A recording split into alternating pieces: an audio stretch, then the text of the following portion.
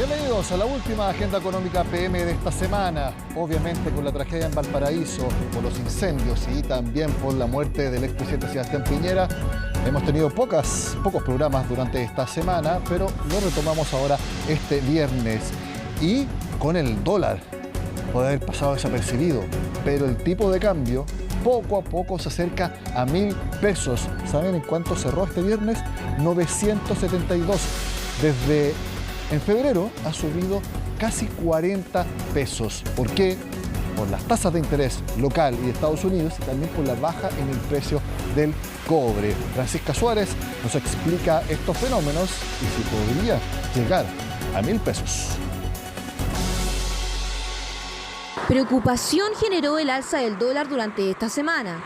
La moneda americana alcanzó su máximo en año y medio, volviendo a reflotar temores de que pueda volver a los 1.000 pesos.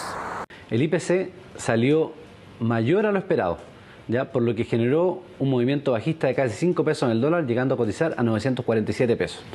Luego de esto, tuvimos la publicación de peticiones de desempleo en Estados Unidos, que salieron mejor a lo esperado, por lo que hizo que el dólar peso subiera hasta casi los 970 pesos. El día de hoy, el dólar peso abre en 969,50 pesos y se apoya en este piso donde podríamos ver un alza aún más fuerte. La principal razón del último tiempo para que suba el dólar son las tasas de interés.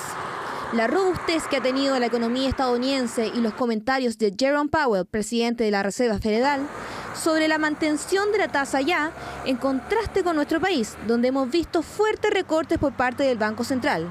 Si en Estados Unidos se mantiene la tasa y acá se baja, ambos factores elevan el precio del dólar. El Banco Central comenzó a bajar las tasas de interés desde el año pasado, más o menos desde mitad del año 2023. Y eso afecta a la divisa, o sea, el peso chileno se ve devaluado. Versus la contraparte que en Estados Unidos el Banco Central está también realizando cambios en sus políticas de tasas, pero en este caso las está en un ambiente muy alto. Entonces, si el banco en Estados Unidos empieza a bajar las tasas de interés, eso va a hacer que el dólar internacional tienda a devaluarse. De ahí podríamos ver más adelante quizás un tipo de cambio que se estabilice. Esto se suma a la complicada economía china que arrastró al cobre a la baja. Con la disminución de la demanda, baja el valor y por ende entran menos dólares a Chile por su venta.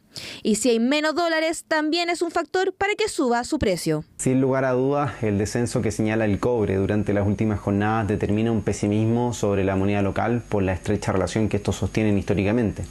En busca de los 990 pesos por dólar parece encontrarse el cruce luego de un incipiente avance que señala por sobre los 950, alcanzando estos valores que no registraba desde octubre del 2022. El alza del dólar impacta desde distintas aristas y las personas en las calles lo notan. De 9.10 a 9.50 en 6 días. Eso me beneficia a mí, sí. A mí me benefició, a ustedes me imagino que no. Está 100 más que lo que compré en diciembre. De hecho viajo, por eso vengo a comprar más, me faltaban, pero es demasiado. Así como, claro, se limita a ser un poquito más caro. Hay que considerar mucho más dinero para lo que tenía. Con las compras internacionales que se nota bastante. Eso, básicamente. ¿Compras internacionales Sí, más caro? sí, salió más caro. Ha subido todo en realidad, todo.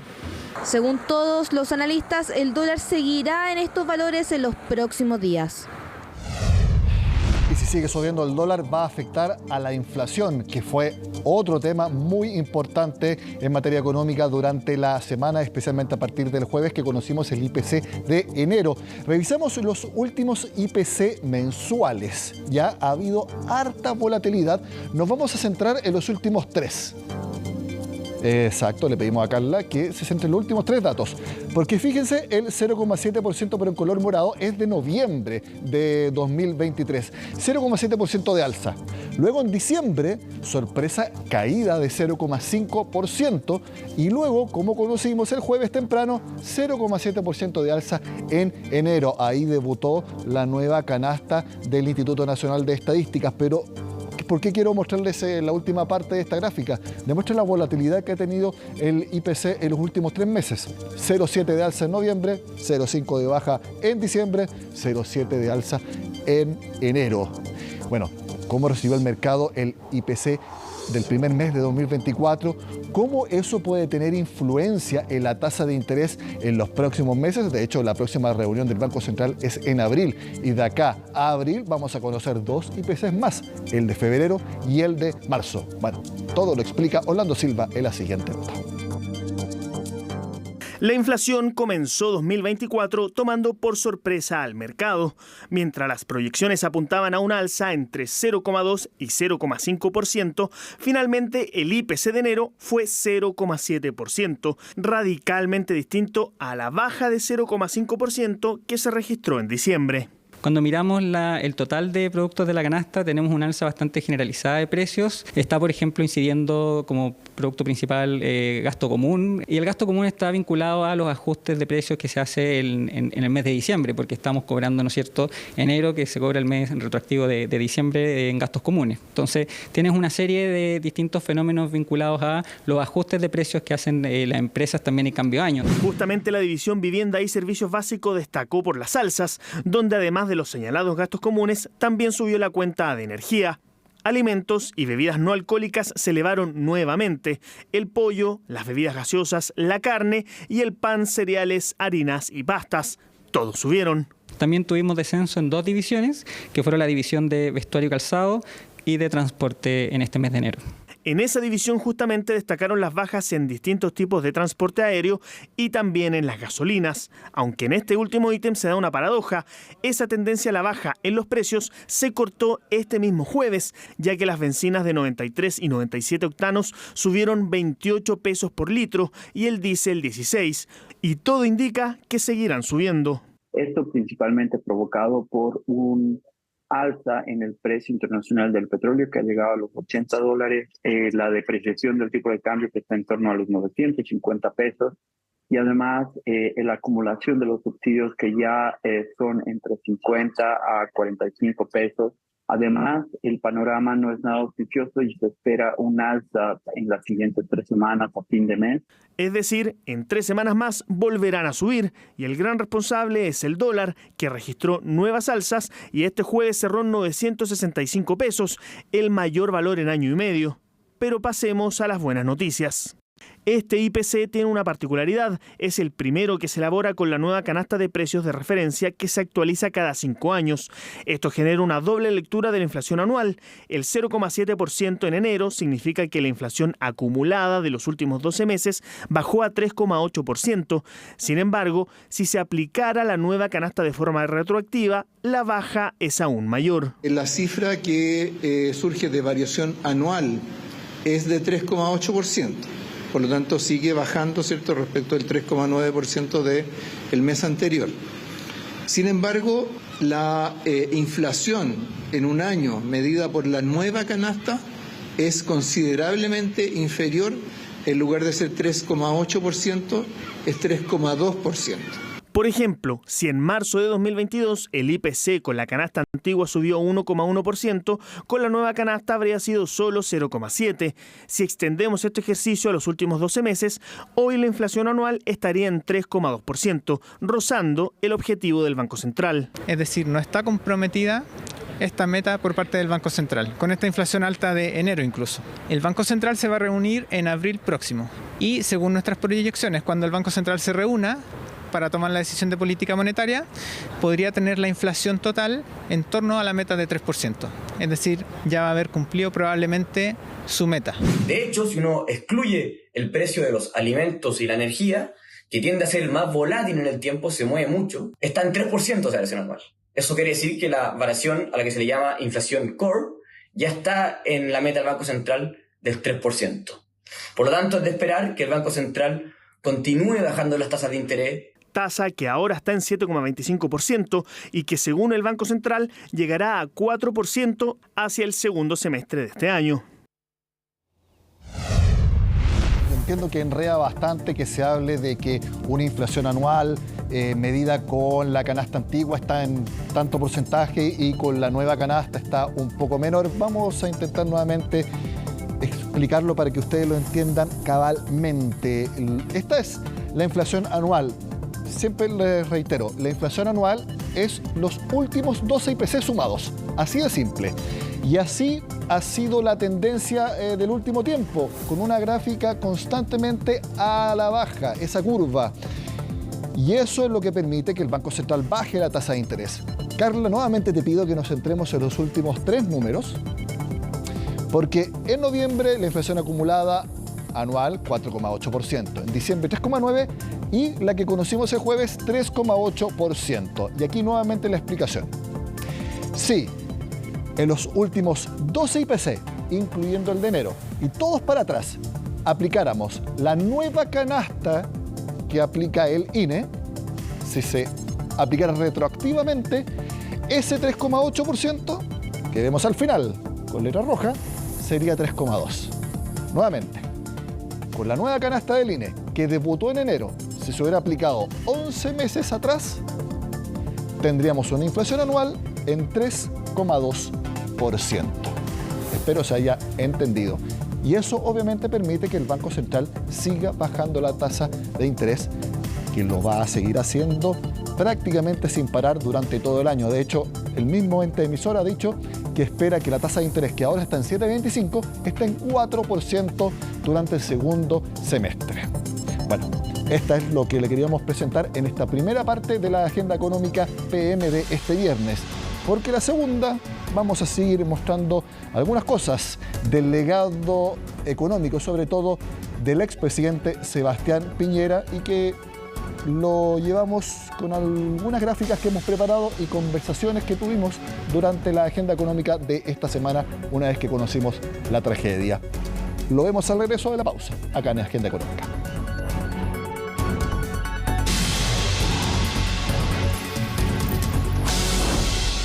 Como hemos visto, esta semana ha estado marcada por la tragedia de la muerte del expresidente Sebastián Piñera. Por lo mismo, quiero recordarles algunas cosas que hemos mostrado durante esta semana. Por ejemplo, el martes, un par de horas después de que conocimos el accidente, el exministro de Hacienda de Sebastián Piñera en ambos gobiernos, Felipe Larraín, accedió a conversar con CNN Chile y recordó cómo fue trabajar con él y también cómo era Sebastián Piñera también fuera de la esfera pública. Veamos qué fue lo que dijo Felipe Larraín. Muy golpeado, muy triste. Yo estuve muy cercano al presidente mucho tiempo. Participé en 2 campañas con él, casi 3, diría.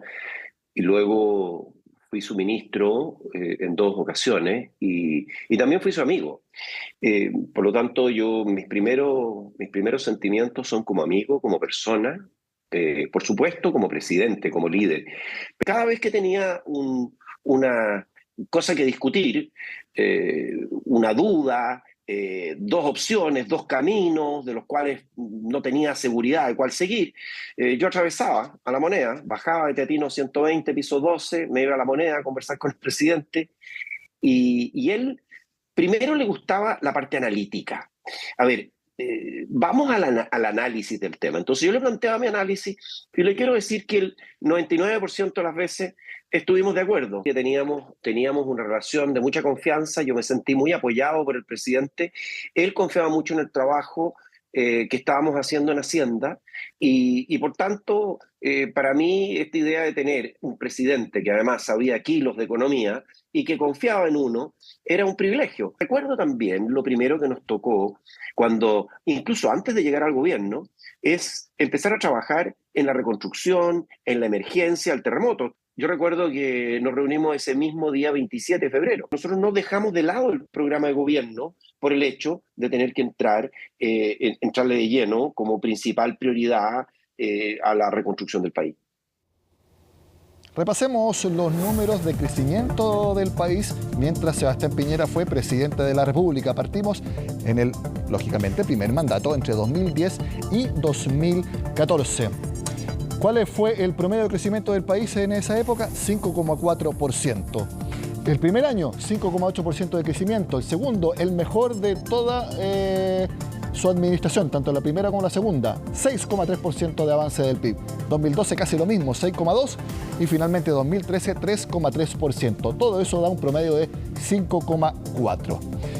Nos vamos a la segunda parte, donde por el COVID y por la crisis social, por supuesto que hay peores números. Nos vemos con un promedio de 2,3%. 2018, avance de 4%. 2019, todo cambia a partir de octubre, un avance apenas de 0,8%. 2020, ya con la pandemia desatada en todo el mundo, se desplomó la economía mundial junto a la de Chile, una baja de 6,2%. Todo lo contrario a lo que vimos en 2021, avance del PIB de 12,1%, que estuvo muy influenciado por el IFE universal y también por los retiros de fondos. Fíjense los números, 2020 caída de 6,2% y 2021 alza de 12,1%, muestra obviamente los enormes desequilibrios macroeconómicos por esos años. Bueno, también durante esta semana conversamos con una persona que estuvo prácticamente completo los 8 años que Sebastián Piñera fue presidente del país. Me refiero a Matías Acevedo, economista que en la primera parte, los 4 años entre 2010 y 2014, fue gerente de la Corfo. Y luego, en 2018 en adelante, estuvo trabajando en la dirección de presupuestos y fue durante casi 2 años director de presupuestos. Él también contó lo que fue trabajar junto a Sebastián Piñera.